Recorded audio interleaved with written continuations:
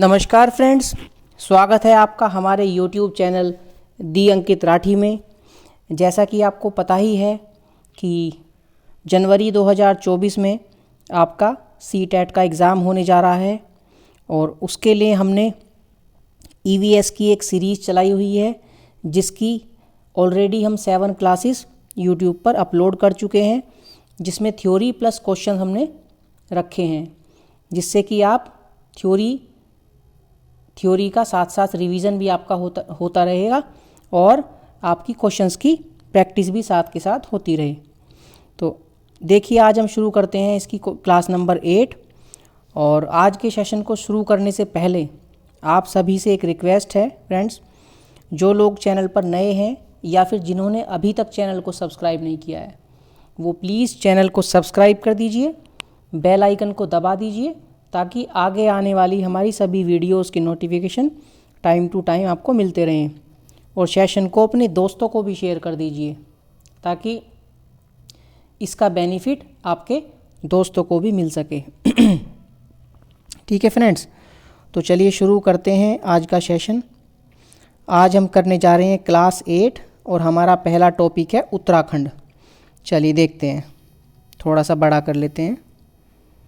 I hope कि आपको दिख रहा होगा अच्छे से। ओके, देवभूमि के नाम से जाना जाता है। फ्रेंड्स, आपको पता है कि उत्तराखंड को देवभूमि कहते हैं, देवों की भूमि कहते हैं। देवभूमि अर्थात देवों की भूमि। गंगा और यमुना नदियों का उद्गम स्थल कहाँ है? उत्तराखंड में। आपको पता है ना, बंदरपूंछ यमुना का उद्गम स्थल और गंगा का गंगोत्री। ठीक है, गंगोत्री हिमनद से निकलती है। राज्य पशु पर्वतीय कस्तूरी मृग। उत्तराखंड का जो राज्य पशु है वो है कस्तूरी मृग।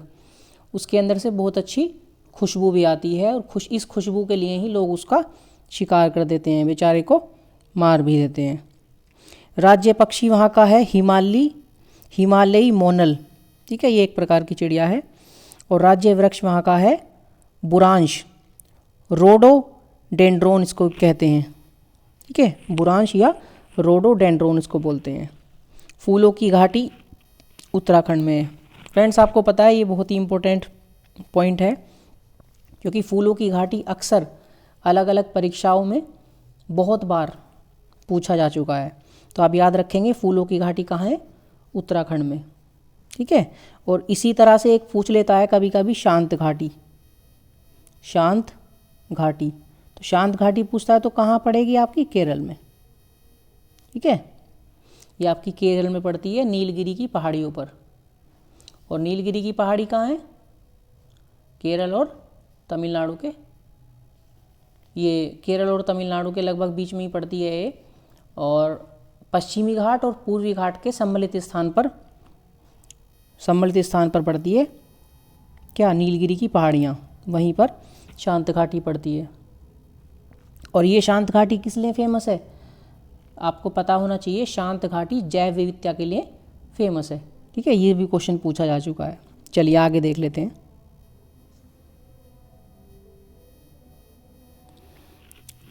देखिए, क्वेश्चन भी हमने इंक्लूड किया है, थोड़ा छोटा कर लेते हैं। आई थिंक आपको पूरा स्क्रीन पे नहीं दिख रहा होगा, थोड़ा और छोटा। ओके, अब दिख रहा होगा।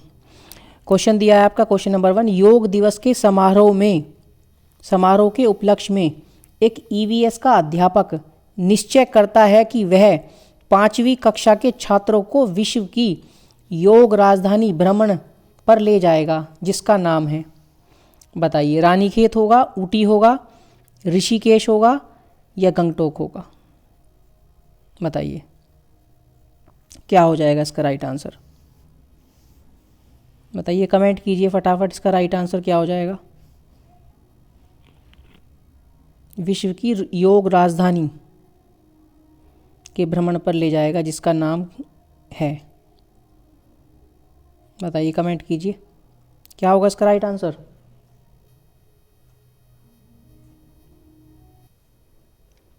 बताइए फ्रेंड्स, क्या हो जाएगा इसका राइट आंसर? कमेंट करते रहिए, किसी को पता है तो। किसको बोलते हैं? हमने इसमें इंक्लूड नहीं किया था टॉपिक में, लेकिन आप अलग से नोट कर लेंगे या फिर क्वेश्चन तो है ही, PDF आपको मिल जाएगी। PDF आपको मिल जाएगी फ्रेंड्स टेलीग्राम पे, आपको टेलीग्राम ज्वाइन कर लेंगे, वहाँ PDF मिल जाएगी पूरी। तो इसका राइट आंसर क्या हो जाएगा? Option number 3, Rishikesh. ठीक है, ऋषिकेश को क्या बोलते हैं? विश्व की योग राजधानी बोलते हैं। तो याद रखेंगे क्वेश्चन नंबर 1 का right answer option number 3 Rishikesh हो जाएगा। क्लियर है? चलिए आगे चलते हैं।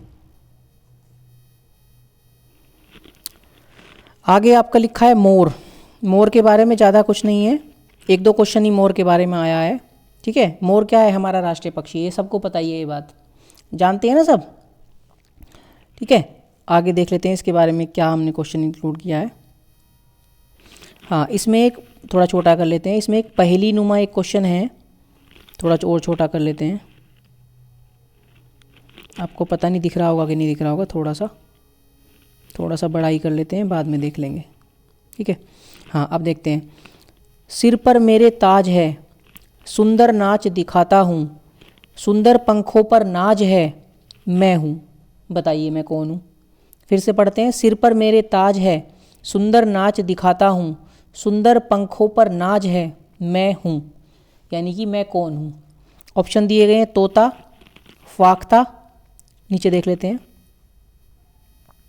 आपका बत्तख या सुरखाब या फिर मोर। बताइए क्या हो जाएगा? अभी मोर का टॉपिक चल रहा है तो आप इजीली क्लिक भी कर लेंगे। और मोर वैसे भी अच्छा डांस दिखाता है, अच्छा नाचते हैं, तोता तो नाचता नहीं है। ठीक है, बत्तख भी के बारे में भी आपने नहीं सुना होगा नाचने के बारे में। और मोर के पंख भी सुंदर होते हैं।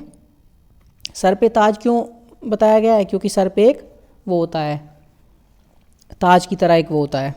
ठीक है, क्या बोलते हैं उसको? पैच या कुछ बोलते हैं। तो इसका राइट आंसर क्या हो जाएगा? Option number 4। देख लेते हैं आगे दिया है क्या कुछ।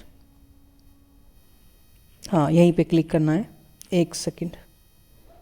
ऑप्शन नंबर 4 इसका राइट आंसर हो जाएगा। ठीक है फ्रेंड्स, चलिए आगे चलते हैं। आगे आपका टॉपिक दिया है केरल के बारे में। ठीक है, केरल के बारे में आपका दिया गया है। केरल के निकटवर्ती राज्य, थोड़ा सा बड़ा कर लें क्या? थोड़ा बड़ा कर लेते हैं। केरल के निकटवर्ती राज्य तमिलनाडु और कर्नाटक है। आपको पता ही है ये इंडिया का मैप है, ये बना हुआ है केरल। ठीक है, ये केरल है। तो केरल के यहाँ क्या बना है? कर्नाटक। और यहाँ क्या बना है? तमिलनाडु। और यहाँ पे ये कर्नाटक बना हुआ है। ठीक है, तो आपको पता ही है केरल का राज्य पशु क्या है? हाथी, याद रखेंगे। और केरल का राज्य वृक्ष क्या है? नारियल हो जाएगा। ठीक है, यानी कि कोकोनट। केरल में पुरुष ज़्यादातर मुंडू वस्त्र पहनते हैं। वहाँ का एक वस्त्र है मुंडू, उसका नाम है। मोस्टली केरल के लोग वही पहनते हैं। ठीक है, और महिलाएं क्या पहनती हैं? मुंडू नेरिथ्यू वस्त्र पहनती हैं। ये भी उससे मिलता जुलता ही वस्त्र है। क्या नाम है इसका? मुंडू नेरिथ्यू वस्त्र। ओके, केरल में ओणम त्यौहार मनाया जाता है। आपको पता ही होगा जो ओणम त्यौहार बनाया जाता है, इस पे क्या होती है? इस पे नौका दौड़ होती है। इसी त्यौहार पे नौका दौड़ होती है। ठीक है, और कलरी पैटू एक लड़ाकू नृत्य है। ये उच्च स्तर की वैज्ञानिक सैन्य कला है। वहाँ का एक लड़ाकू नृत्य है जिसको बोलते हैं कलरी पैटू। ठीक है, याद रखेंगे। चलिए आगे चलते हैं। ओणम के बारे में आपको कुछ और पता है तो आप कमेंट बॉक्स में कमेंट कर सकते हैं। ठीक है फ्रेंड्स, काफ़ी सारी चीज़ें हैं। इस पर एक ट्रॉफ़ी भी मिलती है ओणम पे, तो किसी को पता है तो कमेंट करके बताएंगे। ठीक है, किस झील में ओणम त्यौहार में जो नौका दौड़ होती है वो किस झील में होती है? किसी को पता है तो कमेंट करके बताएंगे। ये सभी क्वेश्चन एग्ज़ाम में पूछे जाते हैं। आगे देख लेते हैं। कथकली केरल का नृत्य है। केरल का शास्त्रीय नृत्य है कथकली। और यदि कथक पूछता है तो कथक कहाँ का शास्त्रीय नृत्य है? कथक हो जाता है आपका उत्तर प्रदेश का, यानी कि यूपी। ठीक है, केरल में टैपियोका ज़मीन के नीचे उगाया जाता है। इसे कप्पा भी कहते हैं, याद रखेंगे। टैपियोका एक डिश है, एक सब्ज़ी है जिसे ज़मीन में उगाया जाता है और उसको कप्पा भी बोलते हैं। केरल को मसालों का बगीचा कहते हैं क्योंकि केरल में बहुत सारे मसाले उगाए जाते हैं, इसलिए केरल का नाम मसालों का बगीचा भी पड़ा है। ठीक है फ्रेंड्स, आई होप आपको सेशन अच्छा लग रहा होगा। क्लास इजीली समझ में आ रही होगी, पॉइंट टू पॉइंट सब कुछ लिखा हुआ है। कोई भी लाइन ऐसी नहीं है कि समझने में आपको दिक्कत होगी। फिर भी कोई पॉइंट आपको समझने में प्रॉब्लम होती है तो आप कमेंट सेक्शन में ऑफलाइन कमेंट कर सकते हैं। ठीक है फ्रेंड्स, चलिए आगे देख लेते हैं आगे क्या दिया गया है। केरल की उच्च स्तर की वैज्ञानिक सैन्य कला जो प्रचलित है उसे कहते हैं। क्वेश्चन नंबर 3 आपका दिया गया है और अभी हमने पढ़ा है। बताइए केरल की कौन सी वैज्ञानिक सैन्य कला है जो प्रचलित है उच्च स्तर की? अभी पढ़ा था ना हमने, एक लड़ाकू नृत्य है, पढ़ा था ना। तो बताइए क्या हो जाएगा, उसका नाम क्या था? वैयम था, मुड़ियेट्टू था, वेलाकाली था या फिर कलरी पैटू था? बताइए, कमेंट कीजिए इसका राइट आंसर क्या हो जाएगा। अपना राइट आंसर कमेंट करते रहिए फ्रेंड्स। क्या था इसका राइट आंसर? इसका राइट आंसर हो जाएगा कलरी पैटू, यानी कि ऑप्शन नंबर 4 इसका बिल्कुल राइट आंसर हो जाएगा। क्लियर है? अभी पढ़ा था ना हमने। तो क्वेश्चन नंबर 3 का ऑप्शन नंबर 4 कलरी पैटू एक वैज्ञानिक सैन्य कला है जो एक लड़ाकू नृत्य है। क्लियर? चलिए आगे चलते हैं।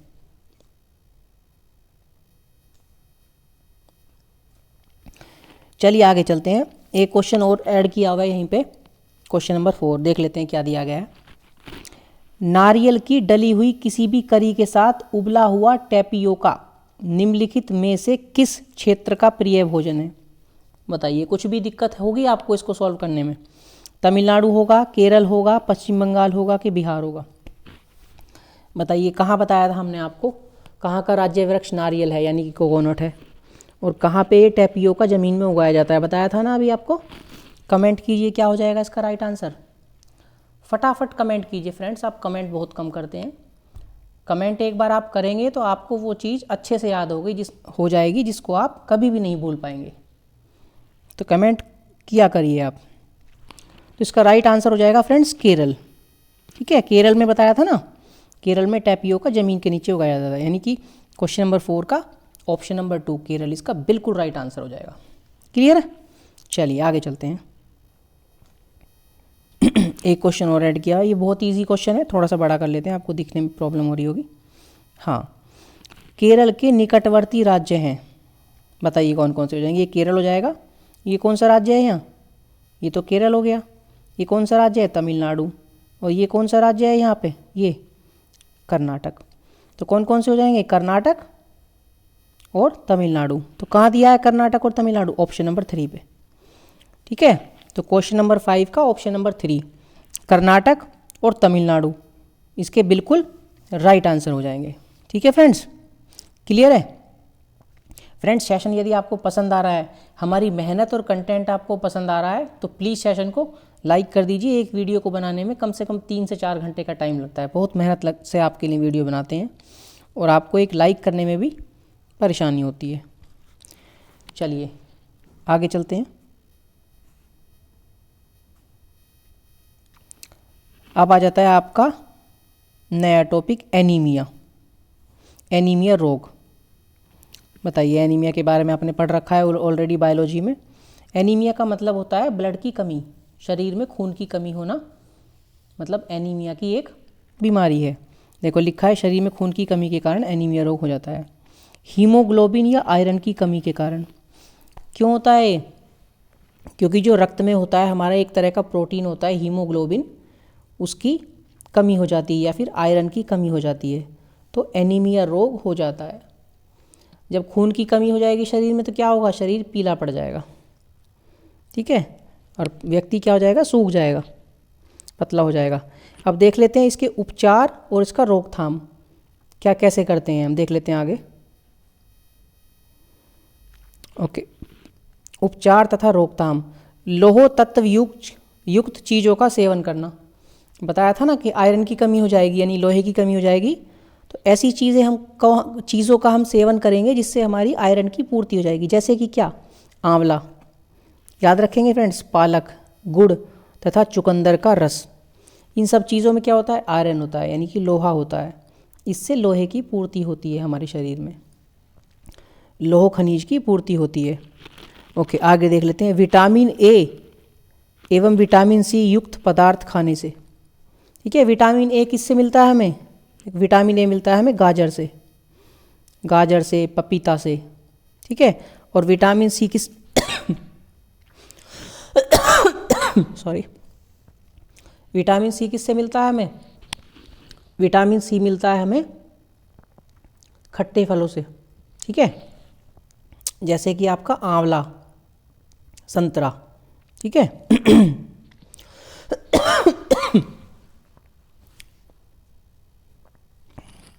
आगे देख लेते हैं क्या दिया गया है।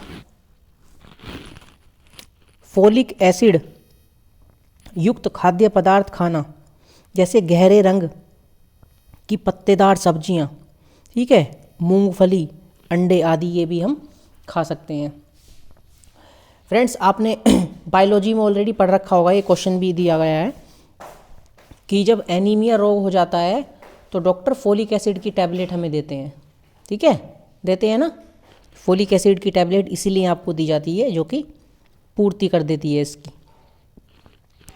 आयरन की कमी की पूर्ति कर देती है हमारे शरीर में। चलिए आगे देख लेते हैं। क्वेश्चन नंबर 6 दिया गया है, आई होप आपको दिख रहा होगा अच्छे से। एक व्यक्ति जिसमें रक्तहीनता की पहचान हुई है, ठीक है, उसको क्या खाने की सलाह दी जाएगी? बताइए फ्रेंड्स, ये क्वेश्चन आप इजीली क्लिक कर लेंगे। आपको क्वेश्चन को क्लिक करने में, आंसर को क्लिक करने में किसी भी प्रकार की कोई दिक्कत नहीं होगी। अभी पढ़ा है ना हमने। तो ऑप्शन नंबर 1 लिखा है चुकंदर का रस तथा पालक, ठीक है। ऑप्शन नंबर 2 लिखा है अनार का रस तथा दूध से बने पदार्थ। 3rd पे लिखा है नींबू पानी तथा जेली। और 4 पे लिखा है खीरा तथा टमाटर का सूप। अब बताइए क्या हो जाएगा इसका राइट आंसर?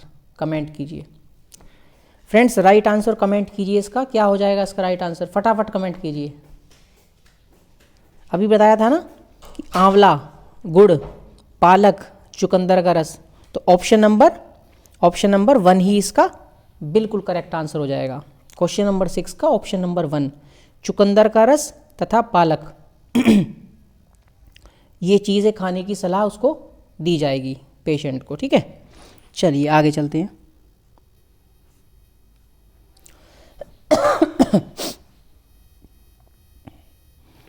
क्वेश्चन नंबर 7, लौह तत्वों आयरन यानी कि से प्रचुर खाद्य सामग्री का समूह कौन सा है? बताइए।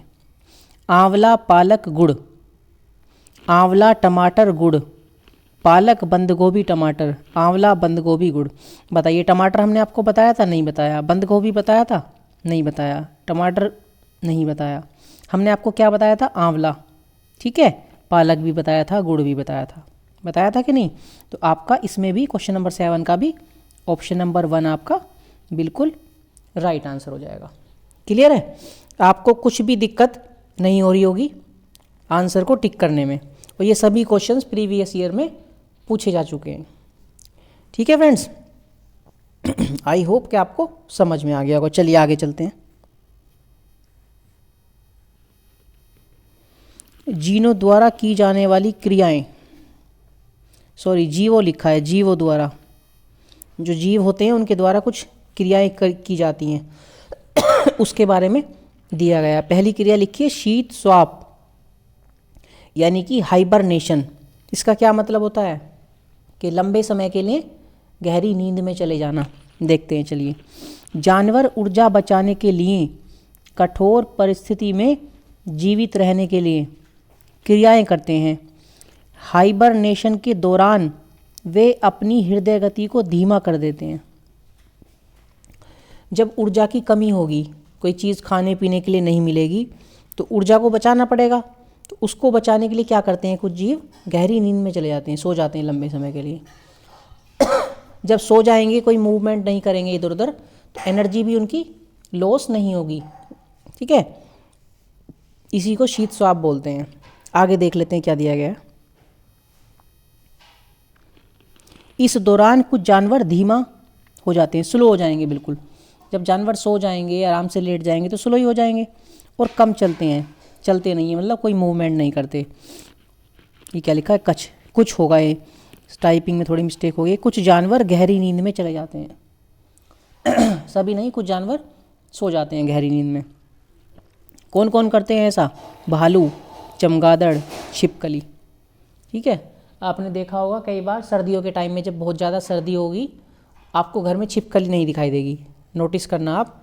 तो क्या करती है वो लंबी गहरी नींद में सो जाती है। ठीक है, भालू भी करता है ऐसे ही, और ऐसे ही चमगादड़ भी करती है। ठीक है, आई होप कि आपको अब समझ में आ गया होगा। चलिए आगे देख लेते हैं, आगे क्या दिया गया है इसके बारे में।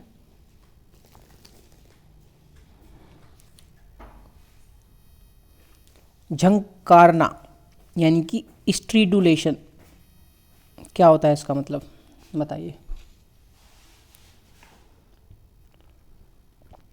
चलिए देखते हैं क्या होता है।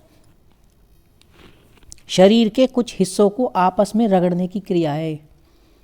जैसे शरीर के कुछ अंग हैं उनको आपस में रगड़ने की क्रिया को क्या बोलते हैं? झंकारना, स्ट्रीडुलेशन बोलते हैं। ठीक है, ध्वनि उत्पन्न करने की क्रिया कुछ ध्वनि उत्पन्न करेंगे किसी प्रकार की। यह ज़्यादातर कीड़ों से जुड़ा है। जो कीट होते हैं, कीड़े मकोड़े, वही झंकारने की क्रिया अधिकतर मोस्टली करते हैं।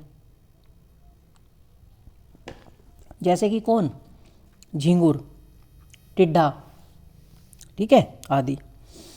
मछली, सांप और मकड़ी भी ऐसा करते हैं। मछली भी करती है ऐसे, सांप भी और मकड़ी भी इस तरह से करते हैं। यानी कि झंकारने की क्रिया को करते हैं। चलिए आगे देख लेते हैं। अब आ जाता है आपका झाड़ना यानी कि मोल्टिंग। इस प्रक्रिया में जानवर अपने शरीर के हिस्से को छोड़ देते हैं। ठीक है, शरीर के हिस्से को छोड़ देते हैं, इसका क्या मतलब है अभी समझेंगे। इसमें त्वचा, ठीक है, बाल, पंख, फर, ऊन या पूंछ को छोड़ देते हैं, जैसे सांप, छिपकली आदि।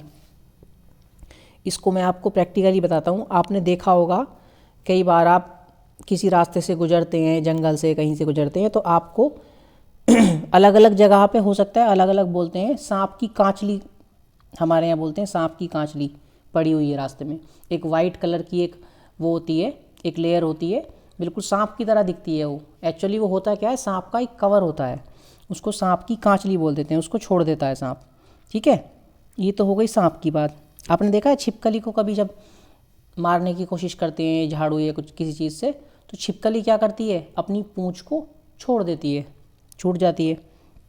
ठीक है, उसी प्रकार कुछ पक्षी क्या करते हैं, अपने पंख गिरा देते हैं। ठीक है, अपने पंख को गिरा देते हैं, कैसे? झाड़ के फर फर फर फर करेंगे और पंख नीचे गिर जाते हैं। इसी तरह से बाल भी झाड़ देते हैं कुछ पशु या पक्षी बाल को भी झाड़ देते हैं। त्वचा भी निकल जाती है, त्वचा मतलब स्किन के ऊपर की लेयर भी निकल जाती है। इसी तरह से जैसे ऊन हमें मिलती है भेड़ से, बकरी से, वो भी निकल जाती है झाड़ के। ठीक है, मतलब इस क्रिया को झाड़ना बोलते हैं। जैसे ऊन भी निकल जाती है। फर क्या होता है? फर भी एक तरह का पंख होता है, एक टाइप का, तो वो भी झाड़ने की क्रिया है। ठीक है, आई थिंक कि आपको अब ये झाड़ना जो है, मोल्टिंग की जो क्रियाविधि है, समझ में आ गई होगी।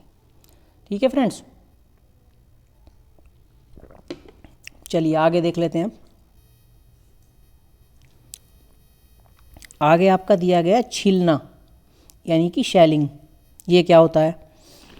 जानवरों या पौधों के कठोर बाहरी भाग को हटाने की प्रक्रिया है।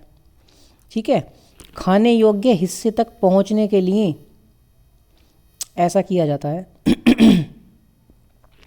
खोल को तोड़ना, छीलना या काटना इस प्रक्रिया में किया जाता है, जैसे मेवे, अंडे, शंख, मटर आदि। अब आपको सिंपल सी लैंग्वेज में समझा देते हैं। आपने देखा है कि कुछ कुछ जीव होते हैं अपने ऊपर का कवर जो छोड़ देते हैं, जैसे कछुआ है। ठीक है, कछुए के ऊपर कवर होता है। इस तरह से कुछ जीव के ऊपर, किसी किसी जीव के ऊपर होता है शंखनुमा एक संरचना होती है, कहीं भी आपको मिल जाएगी पड़ी हुई, रेत में कहीं भी। तो ये सब क्या होते हैं? उनके कवर होते हैं। उसको कोई उसको तोड़ देता है, कोई इसको ऐसे ही छोड़ देता है। ठीक है, इस क्रिया में कुछ कुछ चीज़ें कटती भी हैं। ठीक है, जैसे कि इसमें लिखा है अंडे, शंख, देखो शंख लिखा भी हुआ है इसमें। शंख मिलता है ना वाइट कलर का या ब्लैक कलर का, आपको मिलता है रास्ते में कहीं, तो क्या क्या होता है, वो कठोर भाग होता है, उसको हटाने की प्रक्रिया। ऐसा क्यों करते हैं वे जीव, क्यों करते हैं? क्योंकि उन्हें भोजन के पास तक पहुंचना होता है, और जब उस कवर को उतार देते हैं, दूर कर देते हैं, तो आसानी से भोजन तक पहुंच जाते हैं।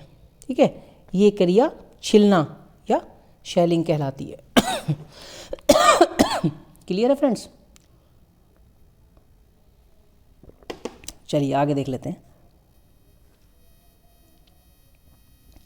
क्वेश्चन हमने इंक्लूड किया है, पक्षी निश्चित समय पर अपने पंखों को खो देते हैं।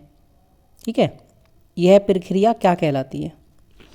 बताइए, शेलिंग कहलाती है, मोल्डिंग कहलाती है, स्ट्यूडिलेशन कहलाती है, या हाइबरनेशन कहलाती है? बताइए।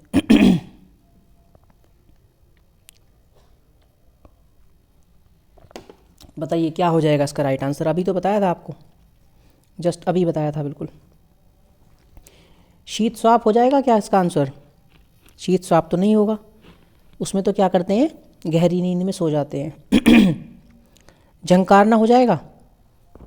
बताइए, झंकारना हो सकता है क्या? झाड़ना हो जाएगा? फ्रेंड्स अभी बताया था आपको, पक्षी क्या करते हैं, पंख, अपने बाल, स्किन, ये सब झाड़ देते हैं। पक्षी या फिर कोई पशु भी हो सकता है। तो झाड़ने को क्या बोलते हैं? मोल्डिंग। अभी बताया था ना पीछे। तो इसका राइट आंसर हो जाएगा ऑप्शन नंबर 3। क्वेश्चन नंबर 8 का ऑप्शन नंबर 3 बिल्कुल राइट आंसर हो जाएगा। पक्षियों का निश्चित समय पर अपने पंखों को खोने की क्रिया क्या कहलाती है? मोल्डिंग, यानी कि झाड़ना। ओके, चलिए आगे चलते हैं।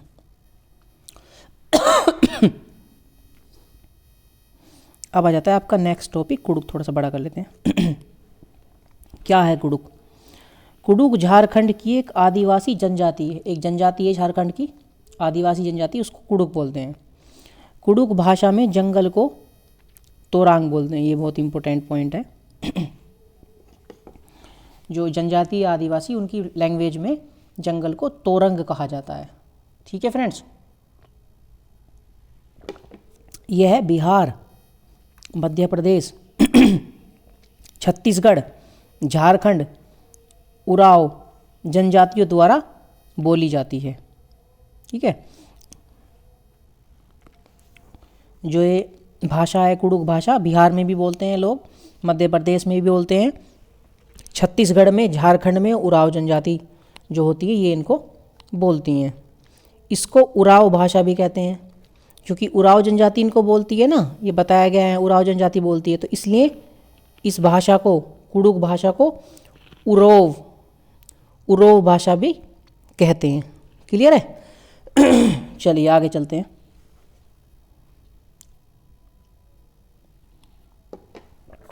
आगे देख लेते हैं। अभी क्वेश्चन इंक्लूड किया हमने जो इसी के ऊपर बेस्ड है। थोड़ा सा बड़ा कर लेते हैं। ओके, कुडुक भाषा में तोरंग का निम्नलिखित अर्थ है: वन उत्पाद, वन, वनवासी, या निष्फल वन। बताइए, इसका आंसर कमेंट कीजिए फ्रेंड्स। क्या हो जाएगा इसका राइट आंसर? कमेंट कीजिए फटाफट। अभी बताया था ना कि कुडुक भाषा में जंगल को तोरंग बोलते हैं। जंगल यानी कि वन, तो यानी कि ऑप्शन नंबर 2 इसका बिल्कुल राइट आंसर हो जाएगा। क्लियर है? चलिए आगे चलते हैं। क्वेश्चन नंबर 10 शायद दिया होगा, या फिर देख लेते हैं। नया टॉपिक आपका है जलीय पौधा, यानी कि एक्वाटिक प्लांट। एक्वा मतलब जल। तो जलीय पौधों का तना लंबा, खोखला एवं हल्का होता है। आपने देखा है कमल का फूल पानी के अंदर खिलता है, उसका तना कितना लंबा होगा, पाइप की तरह होता है, लेकिन अंदर से खोखला होता है और वीक होता है, कमज़ोर होता है कि नहीं? ऐसे तने के कारण पौधा पानी में आसानी से तैर लेता है। किस चीज़ में हेल्प करता है इस तरह का तना? पौधे को पानी में तैरने में हेल्प करता है। उदाहरण में जैसे बताया गया, जैसे कमल और जलकुंभी का पौधा। ठीक है, जलीय पौधे हैं, इनका तना जो है खोखला होता है और हल्का होता है। चलिए आगे देख लेते हैं। आगे इंक्लूड किया हमने, क्वेश्चन थोड़ा छोटा कर लेते हैं इसको। ये भी ठीक है। क्वेश्चन नंबर 10, एक अध्यापिका ने छात्रों को कमल का लंबा खोखला तना दिखाया तथा उनसे अनुकूलन के बारे में पूछा। निम्नलिखित में से कौन सा खोखले तने का कार्य है, बताइए। जो खोखला तना है कमल का, ठीक है, कमल का खोखला तना दिखाया ना बच्चों को, तो क्या है उसकी उसकी जो विशेषता है, क्या है, क्या कार्य है उसका? पानी को पौधे को पानी पर तैरने में सहायता करना, पौधे को सहारा देना, पौधे को तालाब के तल में जमाना, पानी को सोखना। बताइए कमेंट कीजिए इसका आंसर।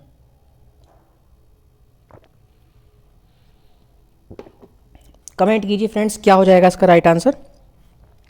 अभी बताया था ना आपको, तना खोखला होता है, हल्का होता है, तो पौधों को सहारा तो देगा नहीं वो, पौधे को तालाब के तल में भी नहीं जमा सकता, ठीक है। पानी को सोखने के काम आता है वो नहीं। तो अभी आपको बताया ना, पौधे को पानी में तैरने में हेल्प करता है, सहायता करता है। तो ऑप्शन नंबर 1, क्वेश्चन नंबर 10 का ऑप्शन नंबर 1, पौधे को पानी पर तैरने में सहायता करना यही इसका बिल्कुल राइट आंसर हो जाएगा। क्लियर है? चलिए आगे चलते हैं। एक क्वेश्चन और इंक्लूड किया गया है फ्रेंड्स। विश्व जल दिवस निम्नलिखित में से किस दिन मनाया जाता है? 5 जून को, 22 मार्च को, 22 अप्रैल को, या फिर 22 जून को? बताइए फ्रेंड्स। इस क्वेश्चन का आंसर, ठीक है, आई होप आप सभी को पता होगा, और जिसको नहीं पता है वो भी याद कर लें। इस क्वेश्चन का आंसर भी याद कर लें, और विश्व जल दिवस की थीम भी, विश्व जल दिवस की थीम, विश्व जल दिवस 2023 थीम, 2023 की थीम भी याद कर लें। और आप सभी इसका आंसर क्वेश्चन नंबर 11 का जो भी आंसर होगा, और विश्व जल दिवस थीम 2023 की थीम भी आप कमेंट बॉक्स में हमें कमेंट करके बताएंगे, ठीक है फ्रेंड्स। छोड़ दें आपके लिए क्वेश्चन, ये छोड़ दें? ठीक है, चलिए छोड़ देते हैं इसको। आप ऑफलाइन कमेंट में इसका आंसर बताएंगे। जो बच्चे सबसे पहले बताएंगे, 5 बच्चे, उनका नाम हम अपनी अगली वीडियो में लेंगे, ठीक। चलिए आगे चलते हैं।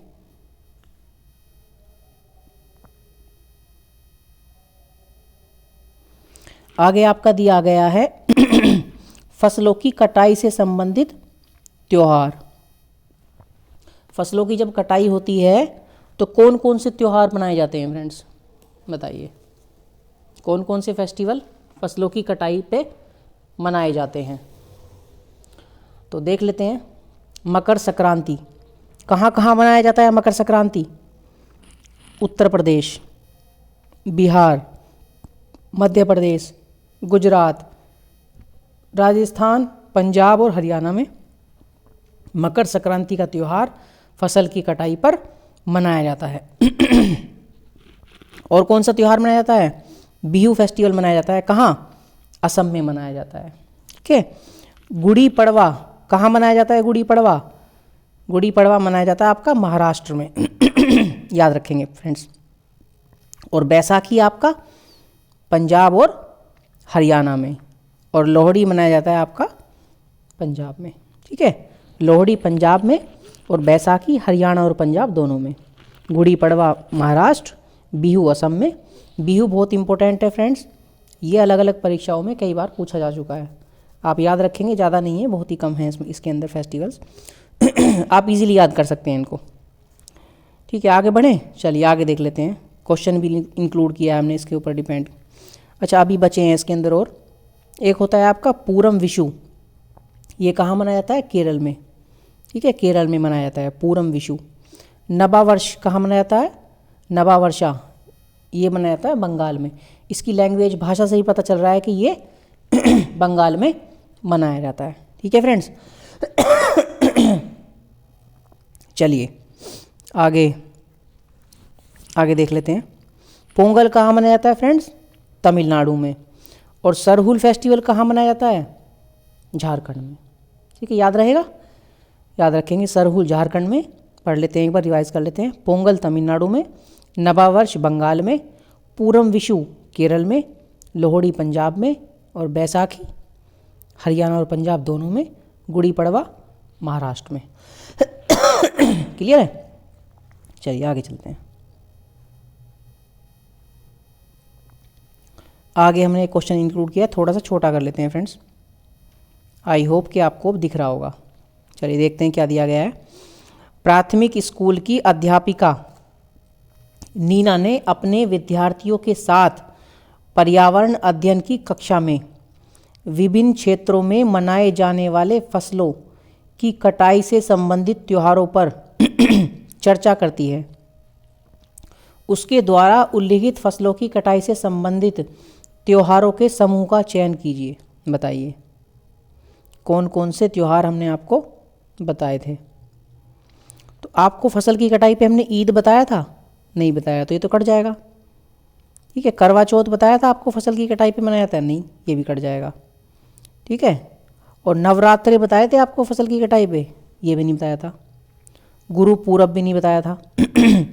आपको बिहू बताया था, बैसाखी बताया था, मकर संक्रांति बताया था और लोहड़ी भी बताया था। लोहड़ी कहाँ मनाया जाता है बताइए? पंजाब में, और पंजाब में मनाया जाता है। ठीक है। और बैसाखी हरियाणा और पंजाब दोनों में। तो क्वेश्चन नंबर 12 का ऑप्शन नंबर ए बिल्कुल राइट आंसर हो जाएगा। बिहू, बैसाखी, मकर संक्रांति, लोहड़ी, ये सभी त्योहार फसल की कटाई से संबंधित हैं। क्लियर है फ्रेंड्स? आई होप कि आपको क्लास और सेशन अच्छा लग रहा होगा। यदि सेशन अच्छा लग रहा है तो प्लीज़ सेशन को एक बार लाइक कर दीजिए और एक बार अपनी फ्रेंड्स को भी शेयर कर दीजिए, ताकि इसका बेनिफिट आपके फ्रेंड्स को भी मिल सके। और जो लोग अभी तक चैनल पर, जिन्होंने अभी तक चैनल को सब्सक्राइब नहीं किया है, या जो लोग चैनल पर नए हैं, प्लीज़ चैनल को सब्सक्राइब कर दीजिए और बेल आइकन को भी साथ में दबा दीजिए, ताकि जैसे ही हम कोई नई वीडियो डालते हैं तो उसका नोटिफिकेशन सबसे पहले आपको मिले। ठीक है। चलिए आगे चलते हैं। आगे देख लेते हैं क्या दिया गया है। थोड़ा सा बड़ा कर लेते हैं फ्रेंड्स। जल संवर्धन थोड़ा और बड़ा कर लेते हैं, यानी कि हाइड्रोपोनिक्स या फिर जलीय कृषि। एक ही बात है, जल संवर्धन कह सकते हैं या फिर जलीय कृषि या हाइड्रोपोनिक्स। जल में जो कृषि की जाती है, मतलब मिट्टी की आवश्यकता नहीं होती। तो देख लेते हैं क्या दिया गया है। इस तकनीक में फसलों को बिना मिट्टी के उगाया जाता है। ठीक है, बताया था ना अभी आपको, मिट्टी की आवश्यकता नहीं होती, बिना मिट्टी के ही पानी में उगाया जाता है। पौधे को पोषक तत्वों यानी कि न्यूट्रिएंट्स और सूर्य के प्रकाश की ज़रूरत होती है। सूर्य का प्रकाश तो पौधों को मिलेगा ही। ठीक है। और पोषक तत्व कहाँ से मिलेंगे? जल से। इस तकनीक में पोषक तत्वों को जल में मिलाया जाता है। क्लियर है? पोषक तत्व जो भी पौधों को चाहिएंगे, ज़रूरत होगी जिनकी, उनको जल में ही मिला दिया जाता है। ठीक। चलिए आगे देखते हैं। आगे क्वेश्चन आ जाता है, थोड़ा सा छोटा कर लेते हैं। एक सेकंड।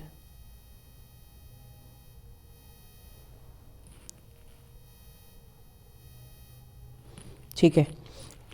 जल संवर्धन एक प्रकार की उद्यान कृषि है, अभी बताया था ना आपको, एक प्रकार की कृषि है, तथा जल कल्चर का उपसमुच्चय है, जिसके अंतर्गत पौधों की फसल सामान्यतः बिना की होती है। बिना क्या? बिना डैश की होती है।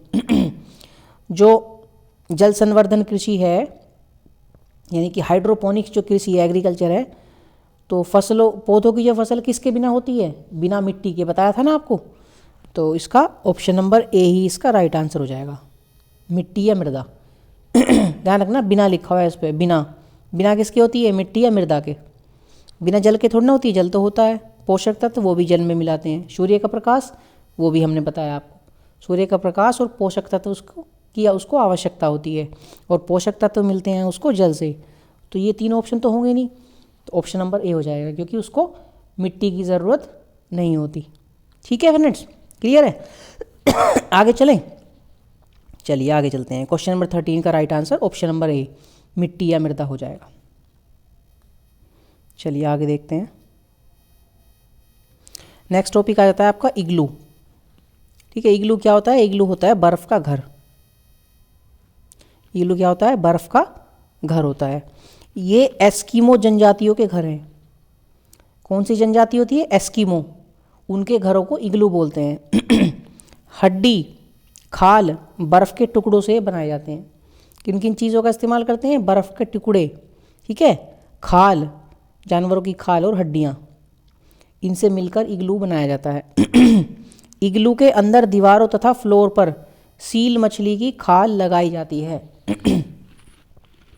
एक सील मछली होती है, उसकी खाल को इग्लू के अंदर दीवारों पर और फर्श पर, नीचे फ्लोर पर लगाया जाता है। ऐसा क्यों करते हैं? ताकि अंदर गर्मी बनी रहे, ठीक है, ठंड ना लगे। आगे देख लेते हैं। बर्फ़ की दीवारों के बीच मौजूद हवा अंदर की गर्मी को बाहर जाने से रोकती है। जो इग्लू के घर जो बने होते हैं बर्फ़ के, क्यों बने होते हैं इस तरह से? क्यों बनाते हैं? कि जो दीवारों के बीच बर्फ़ की जो हवा होती है वो अंदर की गर्मी, घर के जो अंदर गर्मी होती है उसको बाहर जाने से रोकती है, बाहर नहीं जाने देती, ठीक है। इस टॉपिक पर बेस हमने क्वेश्चन भी रखा है, देख लेते हैं आगे। शायद क्वेश्चन आगे है, तब तक देख लेते हैं हाउस बोट के बारे में। हाउस बोट के बारे में आपने पहले भी पढ़ा होगा। यह लकड़ी से बना घर होता है। एक बोट होती है बिल्कुल, उसी के अंदर घर बना होता है जो पानी के ऊपर तैरता रहता है। बोट है तो ऑब्वियसली तैरेगी ही। ये घर कश्मीर और केरल में होते हैं। हमने पहले जब आपको पिछली किसी क्लास में हाउस बोट के बारे में बताया था तो तब कश्मीर के बारे में केवल बताया था, लेकिन इस तरह के जो बोट हैं वो केरल में भी पाई जाती हैं। क्लियर है फ्रेंड्स? क्लियर है? चलिए आगे चलते हैं, देख लेते हैं क्या दिया गया आगे। कारवां, ये भी एक प्रकार का घर होता है, ठीक है, कारवां, जो कि पहियों के ऊपर होता है। यह पहियों का, एक सेकेंड, यह पहियों का एक घर होता है, ठीक है, घर होगा और नीचे जैसे ट्रॉली की तरह पहिए लगे होते हैं उसमें गोल गोल। यह एक प्रकार का ट्रॉलर है। ट्रॉलर आपने देखा है, ट्रॉलर बोलते हैं, कहीं ट्रॉला बोलते हैं, जिसे एक गाड़ी से खींचा जाता है। एक गाड़ी होती है, उसके पीछे एक ट्रॉलर लगा होता है जिसमें पहिए लगे होते हैं और उसको कहीं भी ले जाया जा सकता है, ठीक है। इस घर को यानी ये कारवां को या कैरेवन को कहीं पे भी ले जाया जा सकता है। शायद इसीलिए इसका नाम कैरेवेन रखा हुआ है। एक वैन होती है, उसको कैरी कर सकते हैं, कहीं भी ले जा सकते हैं, इसलिए इसका नाम कैरेवेन भी रखा गया है। जिसमें रहने की सुविधाएं होती है। घर है तो ऑब्वियसली उसमें रहने की सुविधाएं भी होंगी। क्लियर है फ्रेंड्स? चलिए आगे देख लेते हैं क्या दिया गया है। क्वेश्चन नंबर 14 इसी के ऊपर डिपेंड क्वेश्चन है। घर हमें गर्मी, सर्दी, बरसात एवं धूल से बचाता है। कारवां यानी कि कैरेवन पर एक घर होता है। कैरेवन पर एक घर होता है। पहियों पर, नाव पर, बर्फ पर या रेल की पटरियों पर? बताइए, अभी बताया था, बिल्कुल लास्ट टॉपिक यही था। जो कारवां यानी कि कैरेवन होता है किस पर होता है? पहियों पर होता है। तो ऑप्शन नंबर ए इसका बिल्कुल राइट आंसर हो जाएगा। क्वेश्चन नंबर 14 का ऑप्शन नंबर ए, पहियों, बिल्कुल राइट आंसर हो जाएगा। क्लियर है फ्रेंड्स? चलिए आगे देख लेते हैं। क्वेश्चन नंबर 15 में दिया गया, थोड़ा सा दिख रहा है आपको, आई होप दिख रहा होगा आपको। एस्किमो अपने घर इग्लू का निर्माण बर्फ से करते हैं, ठीक है, इसका क्या कारण है? ऑप्शन पढ़ लेते हैं फ्रेंड्स, हमें क्या दिए गए हैं। ध्रुवीय क्षेत्रों में केवल बर्फ ही उपलब्ध है, क्या ऐसा है? ठीक है। बर्फ ठंडी हवा और पानी को अंदर नहीं आने देती, क्या ये वाली बात ठीक है? तीसरा सी ऑप्शन देख लेते हैं। बर्फ की दीवारों के बीच मौजूद हवा अंदर की गर्मी को बाहर जाने से रोकती है। फ्रेंड्स ये इसका बिल्कुल ठीक हो जाएगा, ऑप्शन नंबर सी। हमने बताया था ना आपको, जो बर्फ़ की दीवारों के बीच हवा होती है वो अंदर की गर्मी को बाहर जाने से रोकती है, अभी पढ़ाया था ना पीछे टॉपिक में। तो बिल्कुल ऑप्शन नंबर सी इसका राइट आंसर हो जाएगा। डी भी पढ़ लेते हैं। बर्फ़ मुफ्त में मिलती है, अन्य सामग्री की कीमत अधिक होगी। बात तो सही है, बर्फ़ मुफ्त में मिलेगी, लेकिन ये इसका आंसर नहीं होगा। इसका आंसर हो जाएगा ऑप्शन नंबर सी, ठीक है। ऑप्शन नंबर सी इसका राइट आंसर हो जाएगा। क्वेश्चन नंबर 15 का ऑप्शन नंबर सी, बर्फ़ की दीवारों के बीच मौजूद हवा अंदर की गर्मी को बाहर जाने से रोकती है। क्लियर है? आई होप आपको सेशन में क्लास में मज़ा आ रहा होगा फ्रेंड्स। क्लास में मज़ा आ रहा है तो प्लीज़ थोड़ा सा सपोर्ट कर दीजिए, सेशन को एक बार शेयर कर दीजिए, ठीक है, वीडियो को लाइक कर दीजिए। चलिए आगे चलते हैं। अब आ जाता है आपका सांप। ठीक है, सांप के बारे में टॉपिक। सांप के बारे में आप सभी लोग जानते हैं, सांप कैसे होते हैं, जहरीले। हमारे देश में 4 तरह के जहरीले सांप होते हैं। कितने तरह के? 4 तरह के जहरीले सांप। कौन कौन से होते हैं? नाग, करैत, डुबोइया तथा अफाई। कौन कौन से? फिर से पढ़ेंगे एक बार। नाग, करैत, डुबोइया, ठीक है, तथा अफाई। 2 खोखले जहर वाले दांतों से जहर निकलता है। जहर जो निकलता है, खोखले दांत होते हैं 2, उनसे निकलता है। ठीक है, जहर से बचने के लिए सीरम दवाई बनाई जाती है। याद रखेंगे, बहुत इंपॉर्टेंट पॉइंट है। जहर से सांप के बचने के लिए एक दवाई बनाई जाती है जिसको बोलते हैं सीरम। सांप के बाहरी कान नहीं होते। जैसे हमारे कान होते हैं, बाहर से आपको दिखते हैं, कान को पकड़ा भी जा सकता है, मरोड़ा जा सकता है। ठीक है, पहले टाइम में टीचर कान को पकड़ के मरोड़ दिया करते थे। तो इस तरह से सांप के कान नहीं होते हैं, उनके अंदर ही कान होते हैं। ठीक है, बाहर कुछ नहीं दिखेगा। जमीन पर हुए कंपन को ही सुन पाता है। जब बाहर कान ही नहीं है तो सुनेगा कैसे सांप? ठीक है, सांप को कैसे पता चलता है?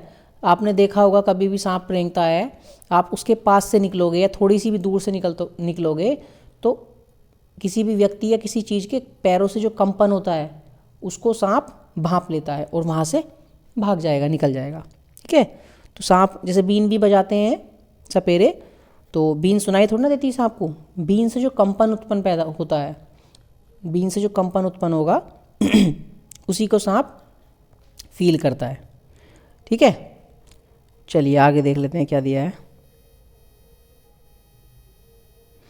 ओके, सपेरों का कालवेलिया भी कहते हैं। सपेरों को कालवेलिया भी कहते हैं। जो सपेरे होते हैं, सांप पकड़ते हैं, जो बीन रखते हैं, सांप को रखते हैं अपने पास में, उनको क्या बोलते हैं? कालवेलिया भी कहते हैं।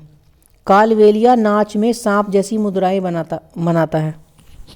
कालवेलिया एक तरह का डांस भी है, नाच भी है, जिसमें जैसे सांप करता है ना, जिस तरह से बीन पे नाचता है, उसी तरह से इस नाच में भी वैसी ही मुद्रा करते हैं, उसी तरह से बनाई जाती हैं मुद्राएं।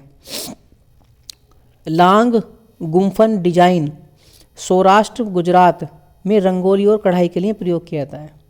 ठीक है, लांग गुम्फन एक डिजाइन है जो कि सौराष्ट्र गुजरात में रंगोली तो आपको पता ही है ना, रंगोली बनाते हैं, फर्श पे भी बनाते हैं रंगोली, ये वैसे भी किसी कपड़े के अंदर भी बना सकते हैं, और कढ़ाई करते हैं जैसे कपड़े में किसी में या किसी चादर में, किसी भी चीज़ में, तो उसके लिए ये प्रयोग किया जाता है। क्या? लांग गुम्फन डिजाइन, सौराष्ट्र गुजरात में। ठीक है फ्रेंड्स, चलिए आगे देख लेते हैं, हमने क्वेश्चन इंक्लूड किया है इसके लिए।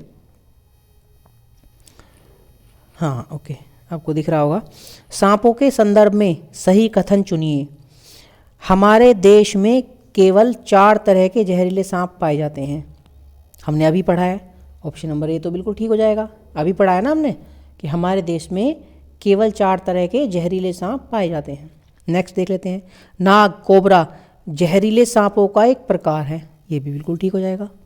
अभी पढ़ा ना हमने पीछे, नाग जिसको कोबरा बोलते हैं, जहरीले सांपों का एक प्रकार है। सी ऑप्शन देख लेते हैं।